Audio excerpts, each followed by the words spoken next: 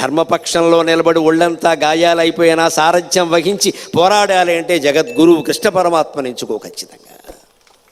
ధర్మపక్షంలో నిలబడ్డాడు, పోరాడాడు. కృష్ణుడు పోరాటంలో ఏం జరిగిందో తెలుసునండి. విందార విందులోనే ఆయన మేనత్త కొడుకులు, స్వయంగా కృష్ణుడికి మేనత్త కొడుకులు వాళ్ళు వెళ్ళి అక్కడ చేరారు. అందులో విందుడు అనేవాడు ఒక పరిగ విసిరాడు. ఆ పరిగ వచ్చి కృష్ణుడి భుజాన్ని తాకితే ఈ భుజం 2 ముక్కలైపోయిందండి. ఆ స్థితిలో కూడా అర్జునుడు ఇటు చూడకో బాణమై, ఇటు చూడకో బాణమై అన్నాడు తప్ప నేను ఒకసారి ఆసుపత్రికి వెళ్ళి వస్తాను లేదు ఆయన. అది కృష్ణ అంటే డ్యూటీ. నేను సారథ్యంలో ఉన్నాను, నువ్వు యుద్ధం చేయి, ఇటు చూడకో, నాకేసి చూడకో, బావా నీకు దెబ్బ తగలకుండా చూసుకోవడం నీ పని, బాణమై అన్నాడు. అంతే, దెబ్బ తగిలిందని అనలేదు అక్కడ. సారథికి దెబ్బ తగలకుండా రథికుడు చూసుకోవాలి. నువ్వు చూసుకోలేదు కాబట్టి తగిలిందని గిల్లాడు గట్టిగా. యుద్ధం చేయి, నాతో మాట్లాడుకో.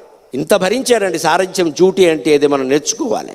రాజ్యానికి రాజును ఏర్పాటు చేసి వాడి నుంచి ఏమీ ఆశించకుండా ధర్మాన్ని నిలబెట్టాలంటే కృష్ణ పరమాత్మలా ఉండాలి. ధర్మం చేయించాలి.